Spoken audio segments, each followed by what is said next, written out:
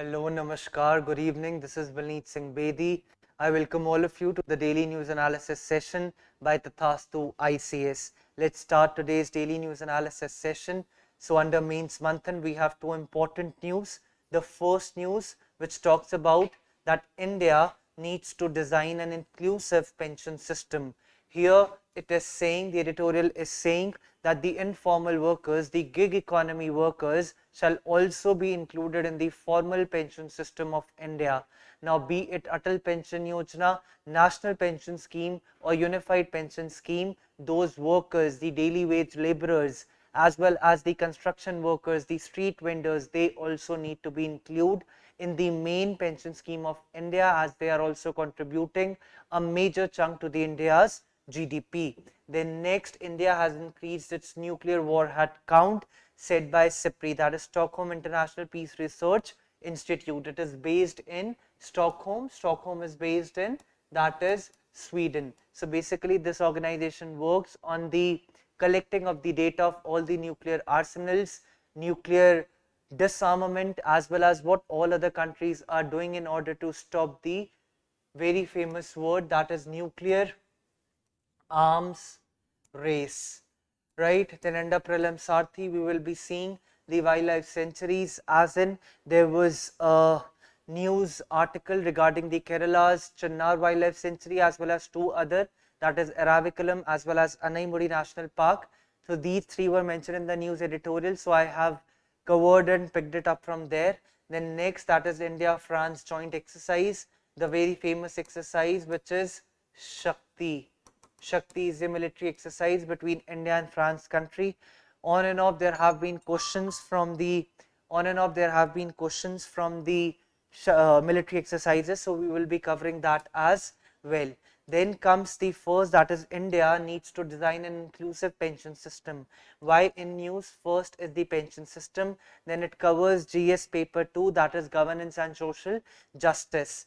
Then we will quickly see the first slide, the need for pensions. Why do we need pensions? The first, it provides economic stability and also the dignity, as in the individuals do not have to go haywire if they are not getting any particular source of fixed income. So pensions provide them economic stability as well as the post retirement benefit, जहाँ पे एक इंसान को रहता है after working for 60 years, for example, they know that they will be getting a fixed amount of pension, fixed amount every month in their account, so that they can have their own spending either on the food, either on the medicines, and they have some sort of fixed income and do not have to look here and there. Then especially amid the reduced earning capacity, rising healthcare costs as well as the inflation.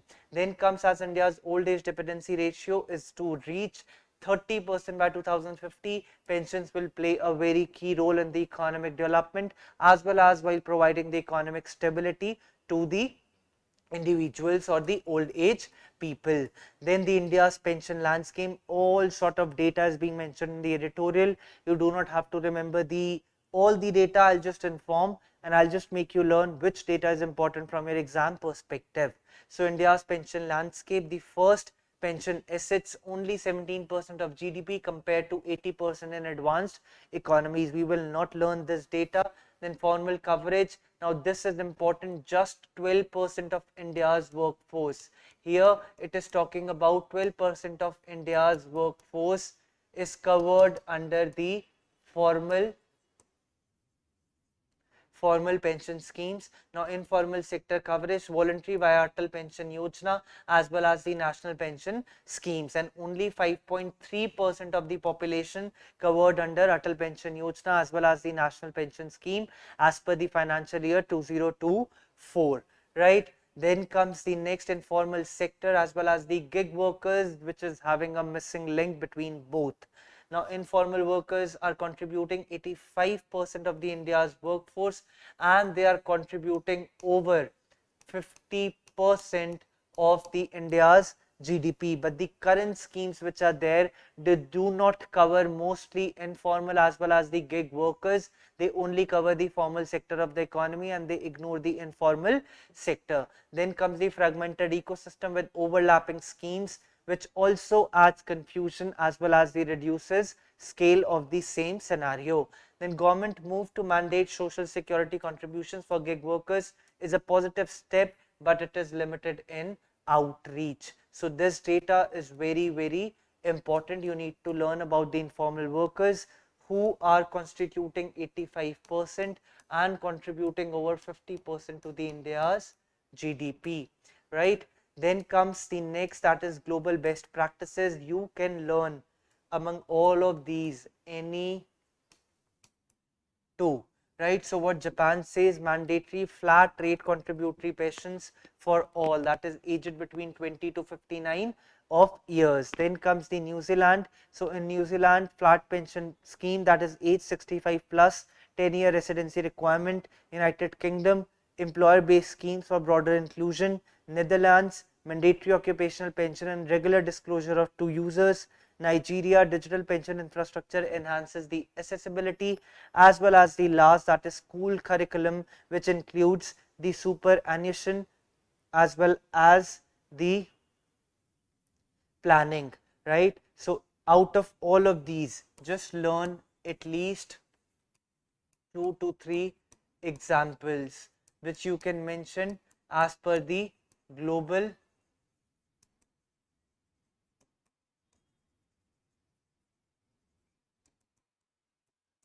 best practices, right? Then comes the next, that what are the recommendations? What are the recommendations for the 3-tiered pension framework? Now first, basic pension guarantee, flat rate mandatory contributory scheme, universal for all the residents irrespective of the employment type. Now employment type here means whether they are involved in the formal or the informal workforce. Then comes the occupational pensions, here employer based, which is again mandatory or opt out scheme. Again, it based on the employee whether he or she wants the employment, whether he or she wants to opt for the pension scheme or do not want to opt for the pension scheme. Then with minimum contribution threshold as well as the auto enrollment. Then third, tier 3, which talks about the voluntary savings, incentivized through tax benefits, market linked returns, as well as the flexibility. Now these are all the recommendations, that is tier 1, tier 2 as well as tier 3, that is voluntary savings, occupational pensions and basic pension guarantee. These are the recommendations for 3-tiered the pension framework. Now this could be act as a solutions or the way forward, right? Then comes the next editorial, which talks about India has increased its nuclear warhead count, said by whom? Said by SIPRI report. Now SIPRI, Stockholm International Peace Research Institute, which is again based in Sweden, that is one of the Scandinavian countries. SIPRI report released nuclear warhead count, which part of the syllabus, that is GS paper 2 international relations. Then comes the first slide. SIPRI has released its 2025 yearbook highlighting a global trend in the nuclear arms build-up. Now what does report says? India has increased its nuclear warhead count to 180 and earlier it was around 170 or 172 in the year 2023, but this year it has increased to 180, right? Increased nuclear warhead, okay, yeah, it is 172 in the year 2023, it's written here. So most nuclear armed states including India and Pakistan are modernizing their arsenals, signaling a new nuclear arms race. As you would be knowing, Pakistan is the only Islamic country in the world which owns nuclear weapons. Even the present Israel-Iran war, Pakistan is offering help to Iran that it will provide them with all nuclear arms support in case as and when required in order to save it from the Israel attacks. Then comes, there is growing risk of conventional conflicts escalating into nuclear crisis, especially in the South Asian region. So out of all of this, only this much you need to be aware of, as well as SIPRI, where it is based and what exactly its work in, which I have told you in starting as well. right? Then we will quickly see the next, what are the challenges being faced by, one thing is missing here, challenges faced by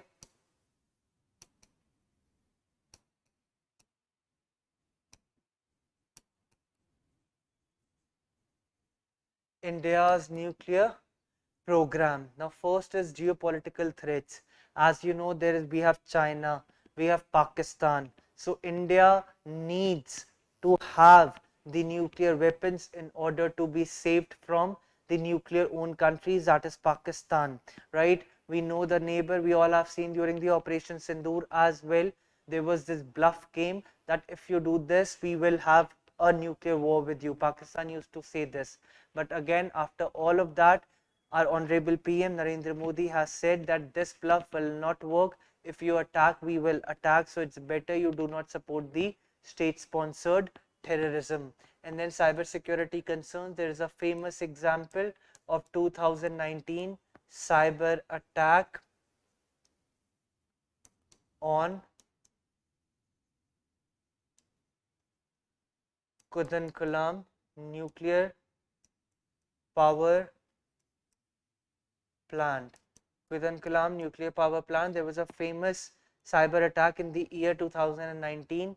Then comes the emerging technologies. All the emerging technologies, you talk about autonomous weapon system, nuclear arsenals, and all the critical emerging technologies, they are also threat to the India's nuclear program. Then there is nuclear energy risk as well. These are the challenges, beta, which are being faced by India's nuclear programs.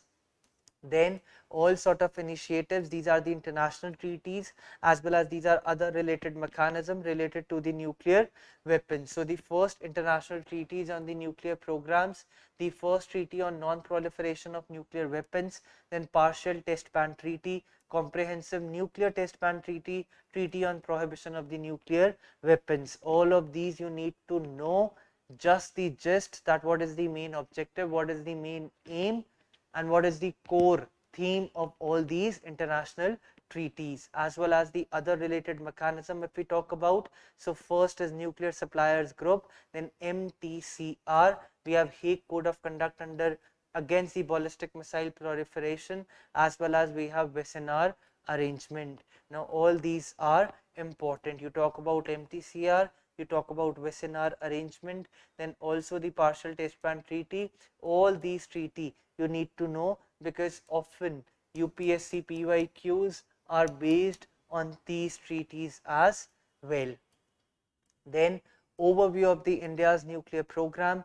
India has conducted its first nuclear test in May 1974, and it remains outside both the NPT as well as comprehensive test ban treaty, right? Then despite this, India has entered into facility specific safeguards of the IAEA, that is International Atomic Energy Agency, and secured a waiver from NSG, that is Nuclear Suppliers Group, then enabling it to engage global civil nuclear commerce. India has also admitted to several key non-proliferation regime, the MTCR, the Wesenar arrangement, as well as the Australia group. Again, these all sort of arrangements are important from your exam perspective. Then a notable advancement occurred in the year 2024 with the initiation of cold loading at India's prototype fast breeder reactor in Kalpakkam, Tamil Nadu, which is a significant step towards India's nuclear energy capabilities. India continued to uphold its official no first use policy regarding the nuclear weapons, as we have always maintained the stand that we will not use the nuclear weapons first. Rather, if we are attacked, we will not have a second thought before retaliating, but always we stood by one principle, that is India will not use the nuclear weapons for the first time. Then under prelim Sarthi, we have the wildlife sanctuaries. If I just zoom in and show you where all it is mentioned. So here it is talking about a tribal settlement of Munnar in Kerala Idukki district. Again, cultivated attacks by wild animals, So here the sanctuaries which are mentioned, that is Chinnar Wildlife Sanctuary, the Iravakulam, the Anaimudi National Park. So we will be just seeing where they all are located. So basically all three of them are located in the state of Kerala, right? Chinnar Wildlife Sanctuary, again it's in Kerala. Now which river flows here? Chinnar river as well as Pambar river. Pamba river flows through this wildlife sanctuary, and this Pamba river, also known as, this Pamba river, then Chinnar river, both river flows through the Chinnar wildlife sanctuary. Then comes the Iravakulam National Park. Again, Iravakulam National Park is very, very famous. It's located in the Western Ghats. All three are located in Kerala, as I've told you before as well. Then comes Anaimudi National Park. Again, it's in Kerala. Then Anaimudi is the highest peak. Anaimudi, which is the highest peak of the peninsular India. Is located in both, that is Erraviculam as well as Anaimudi National Park. That is the highest peak of the peninsular India. Now it covers both, that is Erraviculam as well as Anaimudi National Park. Now again, two very important species which are located in Anaimudi National Park, that is Nilgiri tahar, which is also endangered, and we have